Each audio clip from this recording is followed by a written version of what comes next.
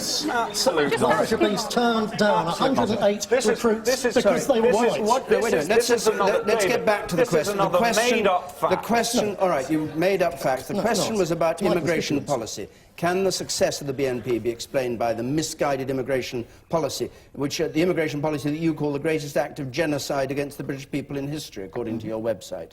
The immigration invasion, an act of deliberate, calculated genocide against our ancient race and nation. So successive governments are committing genocide against their own people. Is that your theory? I'm afraid that's the case. Yeah, that's certainly how it looks. Theory. From the ordinary grassroots position, when all the political elite celebrate all the multicultural diversity and do you know the definition of genocide? Yes, I do, and it is what about, is the definition it's of about destroying the United Nations definition.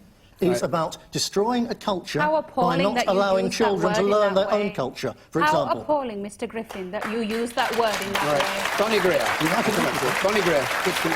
Bonnie Greer. Look, the term indigenous, first of all, there was an ice age here. There were no people here in the ice age because they couldn't live in the ice. Let's not go too far. Hang on, no, this Bonnie, is let's not go too far back. No, I'm not. No, listen. We'll be here all night if we start at the ice age. David, Nick Griffin calls his party for indigenous ice age. Am I wrong? The people largely descended by people who came here when the ice melted. Okay, when the ice melted 17,000 years ago, people came up from the south, didn't they? They couldn't come from the north. Where would they have come from the south? All of us, and you know this because you have a tube in history, all of us are descended from Africa. You wouldn't disagree with that, would you? Okay, now the only people who were here on this continent, and I've got a lot of books, in fact I brought a lot of stuff for you to read, Nick, because you need it. The only people who were here, and I call them people, were Neanderthals. Those were the people who were on the European continent. Now, if you don't believe that, you can come to the British Museum. We got lots and lots of information for you. I really wish you'd come, because the history you've got on your website is a joke. It's wacky. And anybody who would seriously get upset by it. You're in the middle of the white shirt there. I know you've spoken already. No, you haven't. All right, speak up then. This is a question to Dick Griffin. Beg your pardon, Nick. Now, come along. Just make a you're committed to reversing, and you're committed to stemming the flow and reversing the flow of immigration into the UK, so that we revert back to a white Britain. Where do you want me to go? This is my country. I love this country. I'm part of this country. You know what? I was born here, I was educated here. You'd be surprised how many people will have a whip round to buy you a ticket and your supporters to go...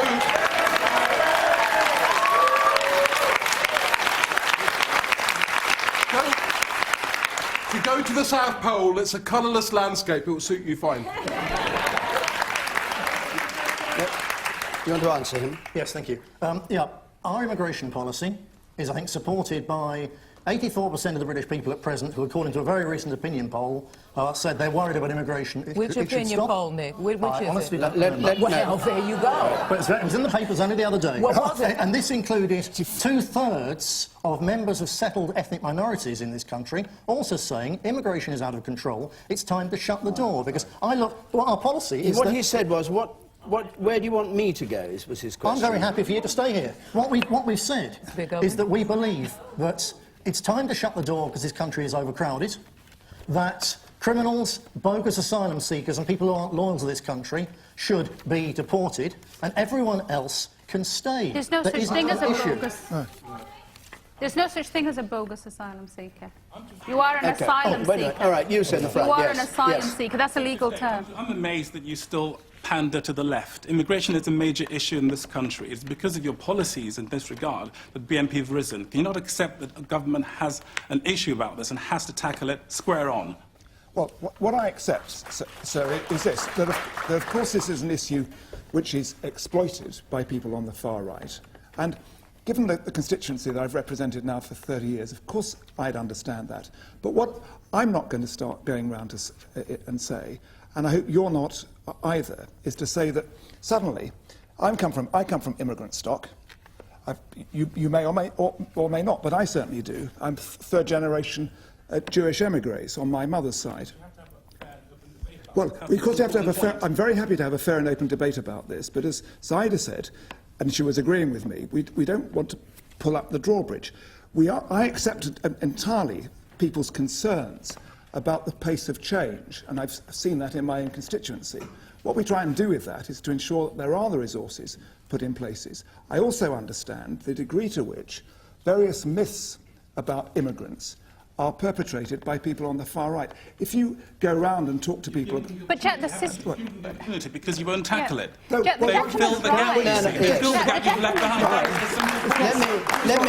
behind. Jack Straw, let me just put to you a quote from your own Labour Frank Field, a much respected speaker on this issue, who in today's Daily Telegraph said, "A fight back against the BNP will only begin when the party leaders give a full pledge that our population will not breach the 65 million barrier, 70 million being predicted." Do you support that idea? No, I don't. And Frank Why not? I'll tell you why. Because Frank is a good friend of mine, and he's an old friend of mine. But I don't happen to believe that putting a cap on population is possible. Why isn't it possible? Because you then have to put a cap on, for example, the number of children that people have. You also have to decide that you're going to be very, very authoritarian in who can come into this country. What we have done, sir, and we have responded to the concerns very significantly, for example, by tightening border controls, introducing the kind of checks on people going out as well as people coming in. But no cap is what you're saying. And we've done that, but what we've also done is to introduce the Australian points-based system for work visas. But Jack, none of your systems are working. No, they are. That gentleman is right. But I'm very sorry.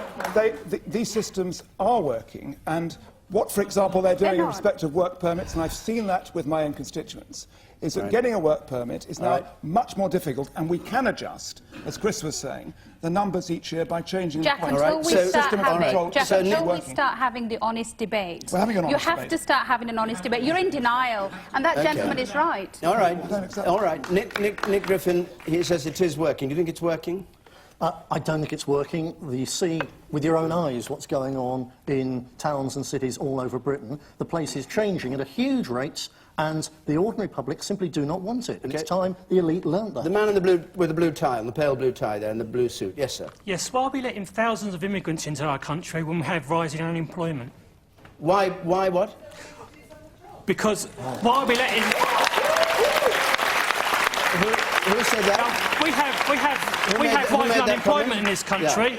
Yeah, go on then, speak up. I work with immigrants, refugees. Nick Griffin should probably visit my workplace. I had a student who was a qualified doctor in her country, and she worked proudly as a cleaner in this country. I have other students attempting to learn English so they can contribute positively in this country. And they're taking on jobs that some English people, according to Mr. Griffin's definition of English, are unwilling to take, some foreigners unwilling to take. OK. I'm going to move on now because we've, believe it or not, only got under 10 minutes left, and I didn't want this whole programme to be about the BNP. Shalina Nilavera, please. Should the Daily Mail have published the Jan Moyer article on Stephen Gately? Should the Daily Mail have published the Jan Moyer article on Stephen Gately, the Boys' Own band member who died suddenly, and the Daily Mail, Jan Moyer, published an article which caused a great number of people, I think over 22,000, to complain about it. Bonnie Greer. One of the qualities of our democracy, and it's the most important, maybe, is that we have freedom of speech and freedom of expression. If we don't have it, we're doomed. I didn't like that article. I thought it was nasty. I thought it was cruel. I thought it was inaccurate. I don't know where this woman was coming from when she wrote it, and I despised it. But she had the right to write it, and the newspaper had the right to print it. That's called democracy. It ain't pretty, but it's the least evil we human beings can make. Chris Huhn? Well, like Bonnie, I entirely defend the right of Jan Moyer to write what she wrote and the right of the Daily Mail to print it, but I don't didn't approve of it. I thought that she was quite wrong